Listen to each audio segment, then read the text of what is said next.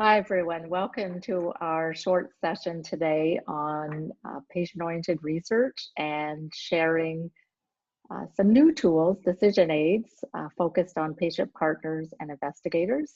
I'd like to introduce Dawn Richards from Clinical Trials Ontario, David Wells, who's joining us today from Diabetes Action Canada. I'd actually like to recognize Adiat Najam as well as a partner in this research, and myself, Monica Perry, and I'm at the Faculty of Nursing at the University of Toronto. So I'll let Dawn start us off by talking about patient-oriented research, and then David and I will kick in later to show you the tools. Thanks, Monica. So like Monica said, I'm going to give you just a brief introduction to patient-oriented research, or POR, and that's just to make sure that everyone's on the same foundational page when you take a look at the decision aids. So to start off with, we'd like to acknowledge that a number of the slides or the concepts here have been provided to us through the CIHR SPORE National Patient-Oriented Research Curriculum. And so we've acknowledged below the modules that some of this information comes from. So to start off with, patient engagement in health research is done globally. There are some, I'll say, main players across the globe who you may have heard of, and we'll just briefly touch on them. So there's Involve, which is from the UK. This is the organization that's really been around the longest, for over 2 decades now at this point. There is, in the US, the Patient-Centered Outcomes Research Institute. Sometimes you'll see that abbreviated as PCORI or PCORI, and they are mandated by the US Congress to fund this type of research, and they've been around since about 2010. And then here in Canada, we have SPORE, or the Strategy for Patient-Oriented Research, which is a CIHR based initiative that's been around since 2011. So what is patient-oriented research anyway? Also sometimes called POR or POR. So CIHR defines this as a continuum of research that engages patients as partners. So not just at one point in the research process, but throughout. It focuses on priorities that are identified by patients, and the goal is to improve their health outcomes. It's conducted by multidisciplinary teams in partnerships with different stakeholders, so relevant stakeholders, but different from the usual suspects on a research team, such as policymakers, patients, clinicians, etc. And the whole idea is to apply this knowledge generated to improve healthcare systems and practices. CIHR's definition of patients is quite broad, and here it is on the page. It's an overarching term that doesn't just include people with a personal experience of a health issue, but it can also include their caregivers. It might also include their family and friends. So those kinds of people are in the circle of patients who are also affected by this health issue or condition. So SPORE is made up of not just funding for research projects, but it's also comprised of what's called support units and different specialties. It's comprised of various research networks. There are a number of chronic disease networks. So David is here representing Diabetes Action Canada, which is one of those research networks, and there's other ones as well. And as I mentioned, it also includes funding for patient-oriented research. So the stars here are where you see those support units across the country, and that's just for your reference. So SPORE is not just research funding, but it's comprised of other entities and other things as well. So CIHR does have a SPORE patient engagement framework that's referenced here, and here they discuss that patient engagement in patient-oriented research is defined as meaningful and active collaboration in these 4 different areas. So that includes governance, so oversight of projects, networks, etc. It includes priority setting. It includes actually doing the research. So if we go back a few slides, it's that continuum of research. And it's also meaningful and active collaboration in knowledge translation, like we're doing today here for you. So within the patient engagement framework, there are also guiding principles for patient engagement and research. Again, there are 4 of them.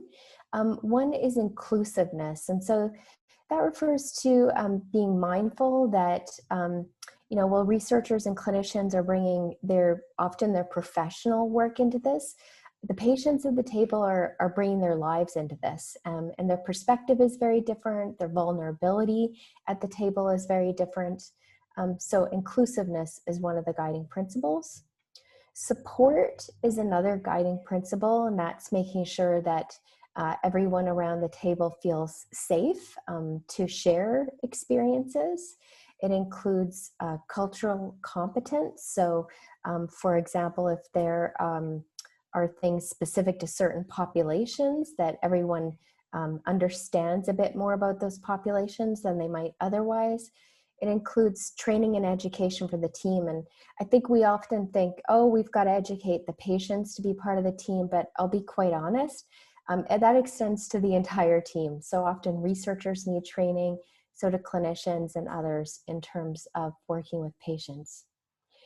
Another important principle is this idea of mutual respect. And the way I like to think about this is that patients bring their education from their life's experiences of living with conditions, having experiences in the healthcare system. Well, some of the others on the team bring their educational experiences, more traditional educational experiences, like becoming a researcher or becoming a physician or a psychologist or whatever your specialty may be. But the important part here is it doesn't matter how many initials you have after your name or how many degrees you have.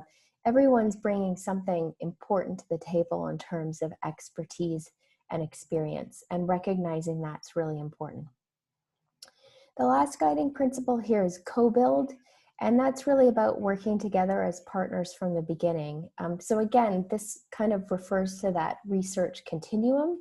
It's about working together across the spectrum from start to end to maybe on another project, which you often see happen. And it's not just about bringing patients as partners into a team because it's a convenient check in the box. It's a way to get dollars. It's about really starting a team off together and following a research project over time. So briefly, there are, this is, I believe, from Involve, and that's why you see PPI here, which refers to patient and public involvement. So there's different terms used by different organizations about patient engagement and patient-oriented research, and PPI is another one of those abbreviations you might see. So they define six actions needed for effective patient-public involvement. And one is being really clear about the purpose of the project, the role of everyone on the team, and the structure of the project, and honestly, the structure of the team too. It includes ensuring diversity. So, if you're doing a project that's about diabetes, well, you're going to want someone from diabetes on your team in terms of a patient partner. And you're going to want to try and ensure you have people from all walks of life that experience diabetes. There's whole research team engagement. So even though, sometimes people might play more of a role in certain parts of the project, it's really important that the whole research team understands that and is engaged at least in the communications and knowing what's going on with the project. There's this idea of mutual understanding and trust. So that's a lot like what we've talked about in a couple of previous slides about, respecting that everyone brings important expertise and experiences and creating a safe environment where people can share information and trust that it's really not going beyond the team. Again, it's ensuring opportunities for engagement throughout the research process, not just where it's convenient to slide people in or, not just at the start and the end of the project for the sake of engaging people. And really importantly, we're seeing a lot more of this being done. It's reflecting on and evaluating the patient and public engagement within the research study. So for the whole team, how did that work? Did it go well? What lessons can be learned? And in some of the work that I've done, I've seen that it's really important to actually evaluate and check in as you go along. I wouldn't just leave it to the end of the project and say, okay, let's talk about how we did. But if you weren't doing so well all along, it's a lot nicer to know at that point in the project so that you can do a bit of a course correction versus waiting until you get to the end and then hearing maybe it wasn't a great experience for some people. So evaluation and reflection on that and improving your processes for the next time are important. So this slide is just to impart on you that this is kind of a new way of doing research in the Canadian health context.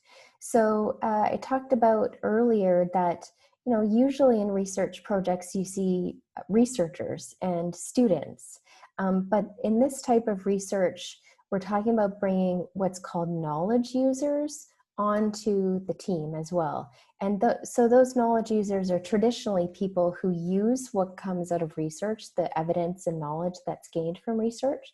So they might be patients, they might be healthcare providers, and they might be health system decision makers. And so the idea is that you bring these knowledge users into the team earlier so they can influence what the project looks like and hopefully make the results more relevant so that other knowledge users can take these results and use them right away instead of potentially that kind of 17-year gap that we normally see that it takes from research to move from research to actually being used in decision making. So there are different types of health research, but the one that we're focusing on today and throughout the rest of the conversation is really clinical research. So where people are involved, and that can include clinical trials or other types of clinical research. And just briefly about partnership, it's probably no surprise to people that effective partnerships are built on shared values, on that mutual respect of acknowledging other expertise that's at the table and is often complementary to others at the table. It's also about being accountable within the team and being able to depend on each other. And I think this picture here really nicely shows the complementarity that you can have in this new type of partnership where you've got, for example, researchers and you've got clinicians over here having real scientific and medical knowledge about a disease or a health issue. And then over here, you've got patients, bringing another piece of that puzzle. And these are people who live with conditions every day and who interact with the healthcare system very frequently. And so they bring that really practical on the ground knowledge. And oftentimes knowledge that many people who go to school to treat conditions don't know until they really start talking to people. And with that, I'm going to turn it over to Monica. Thanks, Dawn. That was a nice overview of patient-oriented research. So in the next couple slides, what I want to do is introduce you to the decision aids that we developed.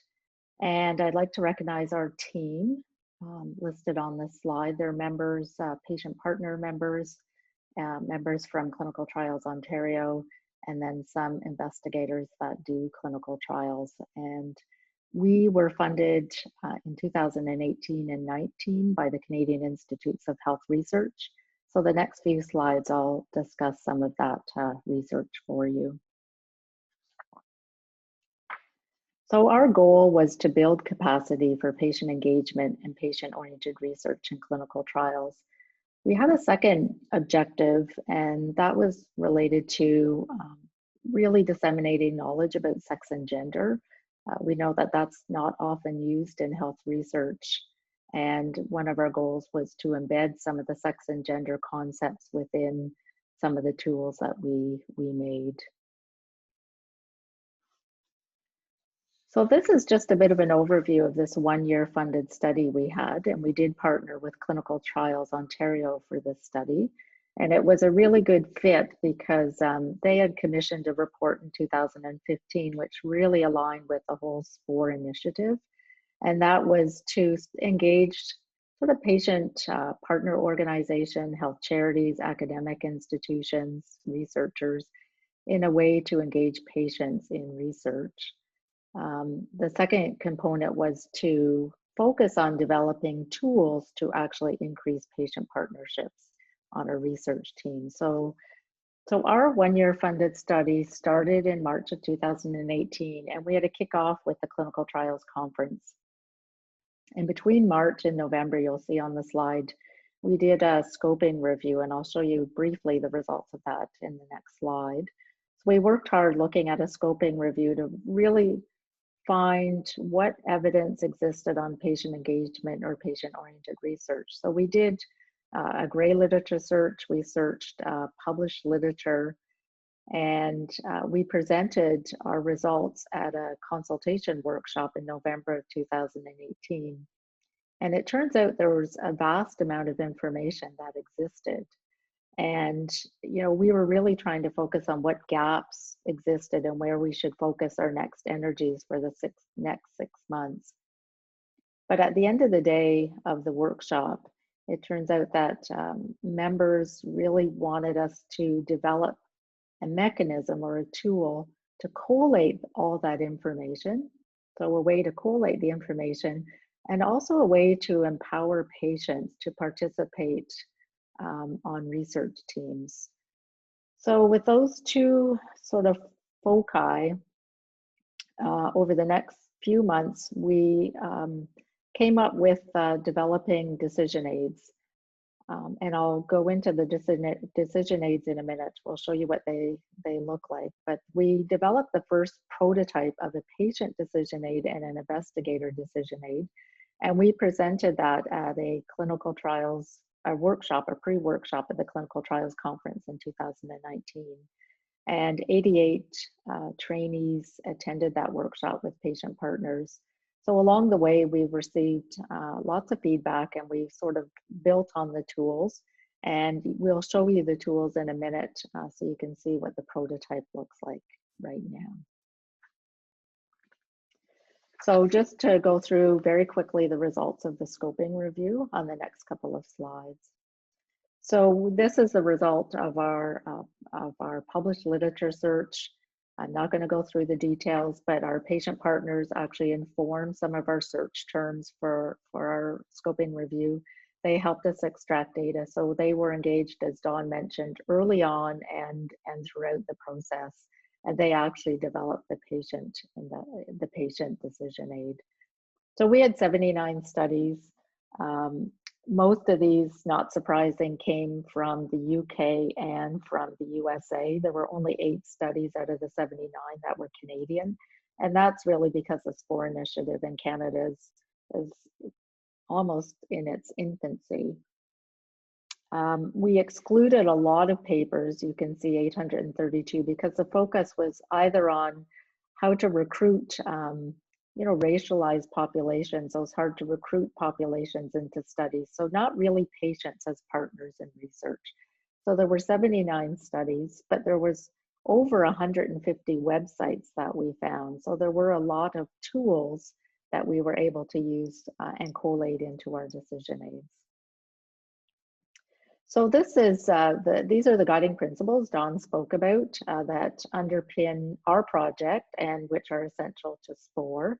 And we extracted the data from our websites and from our published literature according to these 4 principles: inclusiveness, support, mutual respect, and co-building.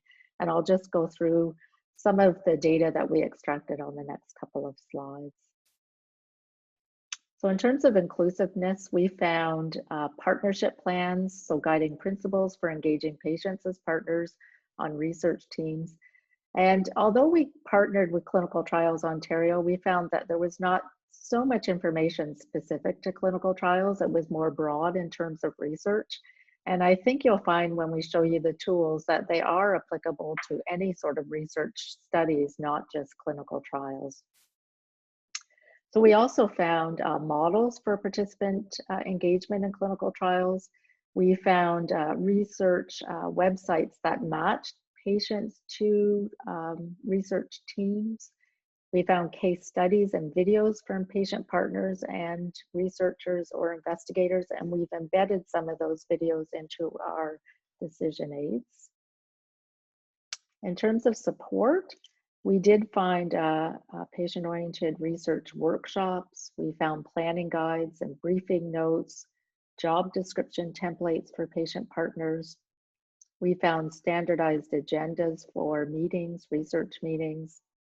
We found structures for consensus decision-making, and we also found reimbursement and compensation structures, and we too have engaged in incorporated these into our decision aids. In terms of mutual respect, we found documents summarizing the evidence to facilitate team meetings or team discussions, really working together as teams. And I know when Dawn and I and David have done, and Adiat have done some of our training sessions, we do some team building exercises so patient partners can learn to work with investigators and investigators learn to work with patient partners. We also found communication skills training modules. These were predominantly geared towards investigators. And we also found newsletter templates. And this is important. I'll just share a little story about some research that I've done in which I did engage patient partners from the outset in doing a systematic review. They helped inform our search terms, much like this study. But as the investigators, we went away and did the data extraction. And it wasn't until a patient partner emailed me and wondered what was going on that I realized that I should have engaged the patient partners from the outset. So now I actually use a newsletter in my studies to keep the patient partners informed if we're away doing a particular task that maybe they don't want to or have time to participate in. So it is a way, again, to keep the team together. And in terms of co-building, we did find partnership surveys to evaluate the partnerships within research teams. And then we found ways to categorize the roles for patient partners. And Dawn mentioned these already in terms of governance, making sure they're involved in team meetings and working groups and workshops, presenting at conferences, participating as investigators and authors on research publications, etc. And so now we'll just pop in and show you this decision aids. Okay, I'm just going to hand it over to you here, Monica. Okay, thank you, Dawn. And I'm just going to share my screen. I hope everyone can see the screen. This is one of the front screens on the Clinical Trials Ontario website. In the top right corner, there is a drop down for patients. And these tools are found there, and they're also found on the left here, patient decision aid and investigator decision aid. So David will go through the patient decision aid. I'll pop into the investigator one just to give you a quick overview of what the tool looks like. So as typical decision aids look, and we'll come back to that slide, but typical decision aids are designed for treatment decisions.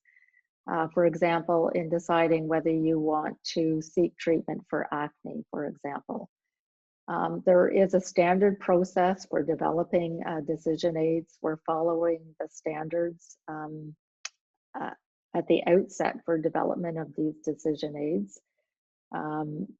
You can see that this decision aid has 5 categories: an introduction or get the facts, a my priority section, a learn more section. And this is where we really housed all that information that I mentioned we found in our scoping review. We've sort of embedded it into the learn more section. There's a readiness section, and then there's a decision section. So I'm just going to highlight a couple things in the tools. You can see on the front page, we recognize our partners. And I just want to recognize the Ontario SPORE Support Unit because we did receive funding from them to help disseminate the tools. And we have received additional funding from the Canadian Institutes of Health Research, 2 more years of funding to really refine the tools. We'll translate the tools into French. Right now they're English only. And then we'll do a little bit more testing on the tools in terms of usability testing. So I'm going to pop into the introduction section, which is the get the facts section. So a little bit about the tools. Again, these are meant to be, this is an investigator tool meant for a PI or a co-I on a grant. It is important, as Dawn mentioned, that all the team members are involved. So I encourage all team members to go through this tool and learn what it's like to work with patient partners as co-investigators. You'll see there's a facts section and there's chevrons. And within each of the section, there's a drop down, and I'll show you a drop down just for an example. I'm not going to go through this in its entirety, but I'll just give you an overview. So what are patients and what is patient engagement? What is patient-oriented research? Dawn spoke about a lot of the facts that we've embedded into this decision aid. How should I engage patients? Do we have testimonials from patient partners and investigators? Those are the videos that I mentioned we found. We've embedded some of those. And with our additional funding, we'll make some of our own Canadian videos. There are benefits and risks to engaging patient partners. There's levels of patient engagement and then having research conversations with patient partners. So I'm just going to drop down one to show you. You'll see the levels of patient engagement are here, and these are developed by the International Association for Public Participation. And there are 5 levels: inform, consult, involve, collaborate, and empower. And really the SPORE initiative drives the level of engagement in these top 3 areas. So involving, collaborating, and empowering patients. Most often, I think, we'll involve or collaborate where we work together, we listen to patient partners, and we actually engage and embed their feedback into our research plans. We're sort of moving away from just informing or consulting, which means we ask patient partners, but we really might not do anything with the information that they give us. So that's the levels of patient engagement. So I'll encourage you just to go a little bit more detail through the get the facts section. I'm going to pop to my priorities section now, which is really what my priorities as an investigator are in engaging patients on my research team. You know, this is about, am I ready? Do I really know enough to engage patient partners? So again, a chevron and a drop down. And we've embedded a little bit more interactivity into the tool, and this is based on some feedback. So these are these levels or priorities are really linked to the levels of the research process, so or the research cycle. So you can see design, development of the grant proposal. We have some hoverovers. This is in both of the tools. So I would, you know, where I think I will engage patients in my research is developing the grant proposal first off. I'll move that to the top. I think they'll participate in data collection and likely disseminate some of the knowledge that we learn. So I'll move those up. We're really looking at the top 3. And then the levels of engagement. So this is aligning those levels I just showed you with where I think they'll be involved. So in terms of a patient partner helping me develop my grant proposal, I think I'd like to involve them in doing that. In terms of data collection, I think I'd like to involve them in collecting the data. And in dissemination, I think I'd like to collaborate with them in participating to disseminate some of the knowledge at conferences, public forums, and perhaps in some publications. So once I've done that, I you know, it would be nice to involve them a little bit more into the grant proposal, I think I need to learn a little bit more about how to engage patient partners on my team. So you'll see that we've aligned the research process. Remember, this is all the information we found in our scoping review.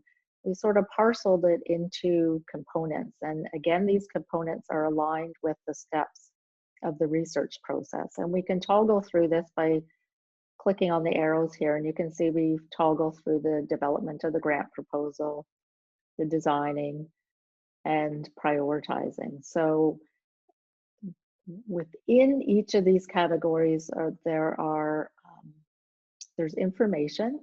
And so for an example, under identifying and prioritizing, we have what are the general principles for engaging patients as partners? What are the roles? How do I find a patient partner? And how do I work with a patient partner? If I wanted to look a little bit around designing, again, what are the roles? So some of these are repetitive. One of the bits of feedback we receive from the investigators is that they don't want to come into the resource section and read through a book. They wanted chapters in a book, and they wanted to be able to pop in and see what they needed to know, and then that's it. So it's really about efficiency of time, and that's why we've designed the tool in this way.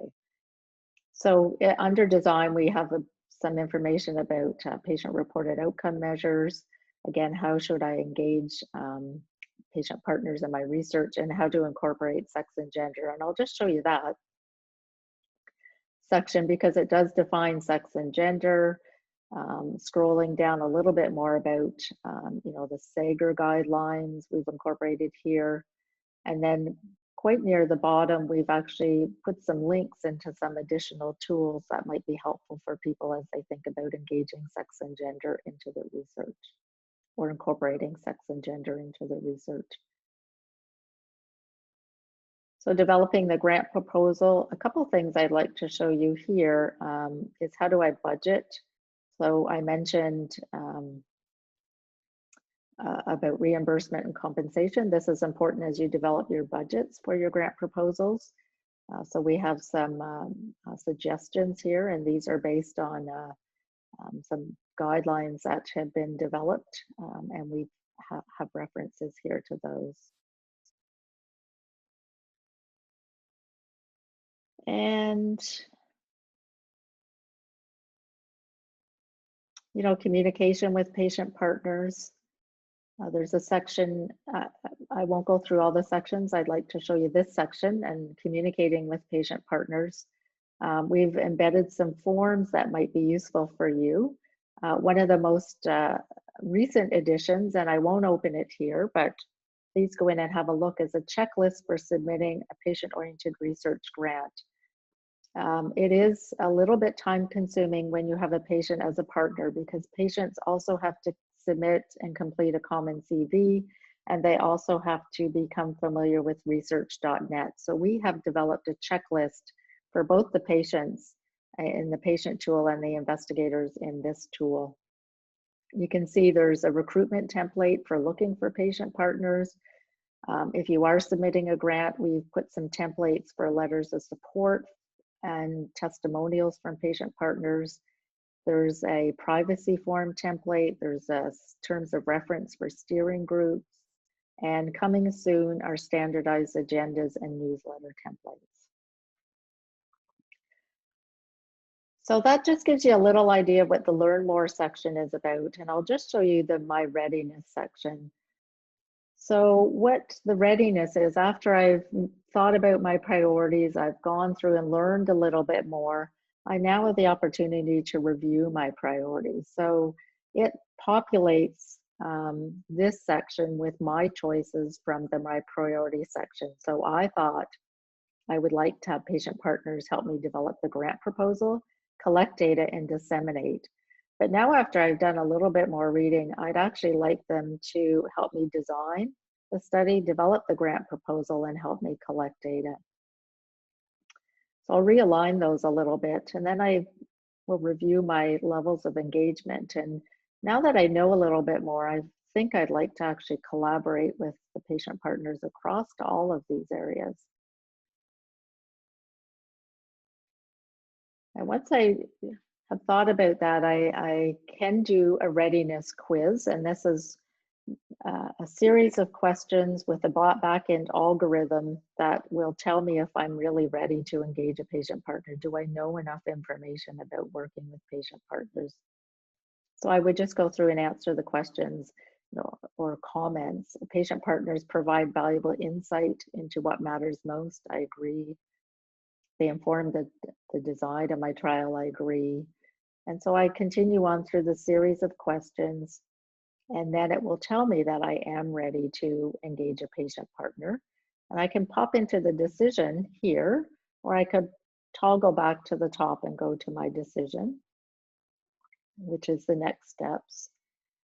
And again, it tells me I'm likely ready to engage a patient partner, but just as a double check, and much like a decision aid that we use for treatment decisions, there's a couple of other questions just to confirm that I'm ready to engage a patient partner. So when I answer these questions, then it does tell me, yes, I am, or no, I'm not. If I am ready, then there are some suggestions on where I might find a patient partner to help me in my research. If I'm not ready, it suggests I go back and have a look at the resources. So that's it for this, for the investigator decision aid. Again, I would recommend that you go in and have a look yourselves on and play with some of the components.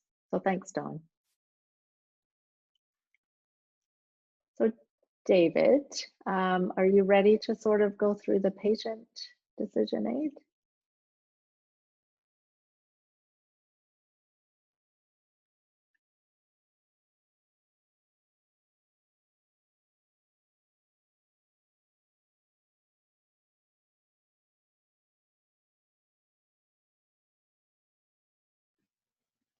David, you need to come off mute.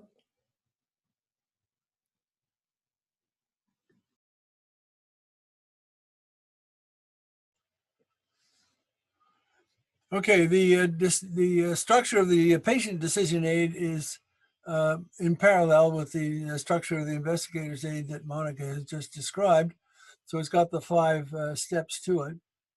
And, you know, the introduction step and the learn more step are the places where information is provided. And the my priorities, my readiness, and my decision are the steps where you make some personal evaluations about where you think you may fit in. So I'm going to look at the introduction step for the patient aid, and it's pretty close to what we've seen before. One of the things I'm going to do is show you these. There are 3, in this case, there are 3 videos from patient partners and 3 videos from researchers, no, 4 videos from researchers. And I'm going to pick this one, which is from the US.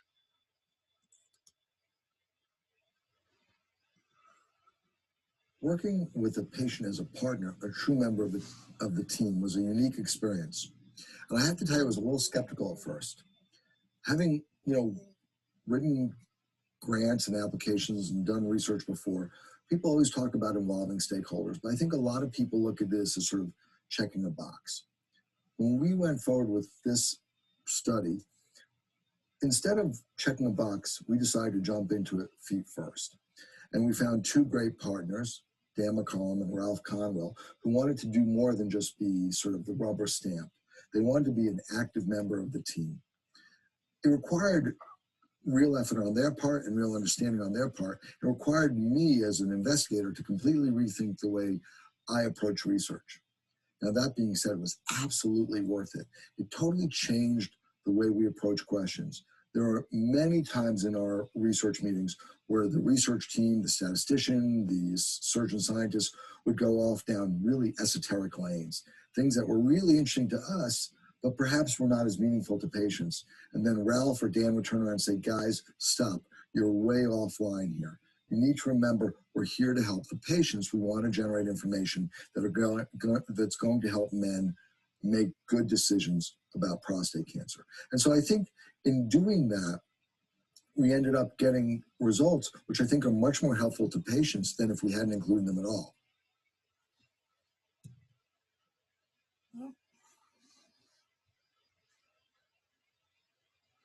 So that's an example of one of the clips that we have. The benefits and risks are one of the important ones here. So there's a list of the possible benefits, and this touches on a lot of the things that Dawn mentioned earlier, and some of the potential risks.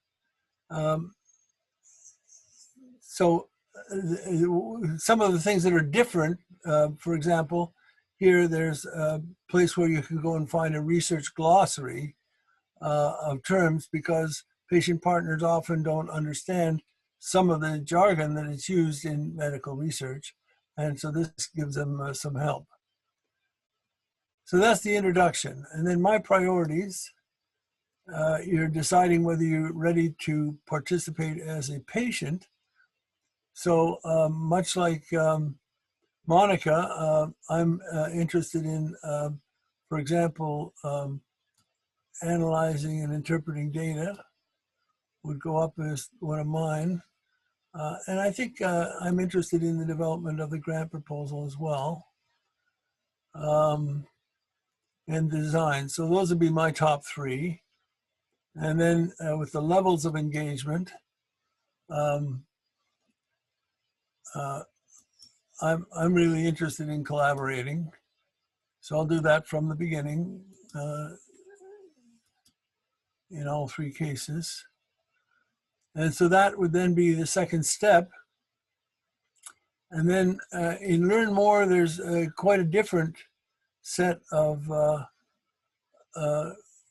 list of things that are engaged in the patient tool is quite different than the investigator tool. One of the things that's of interest to patients is the cost in terms of monetary cost. In this case, we're talking about clinical trials and patient-reported outcomes.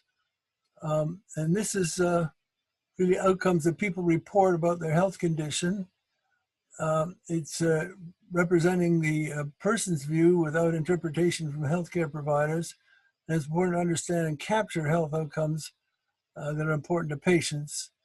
And it can provide a fuller picture of the effects of the treatment on patients' lives. So that's one of the sets of things to think about. Another one that's not in the investigator tool is the question about whether you want, as a patient, to be involved in writing a paper with a clinical trial team. And that has challenges of its own.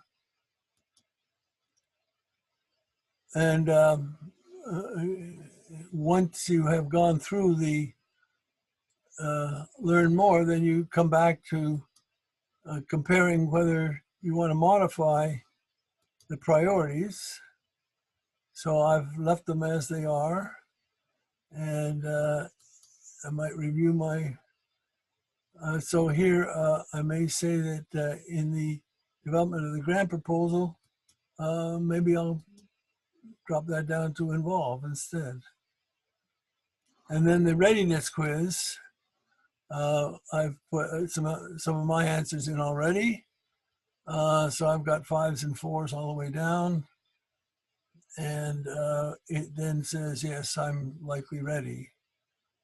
And then you take it to the next step, which is my decision, which is this one here.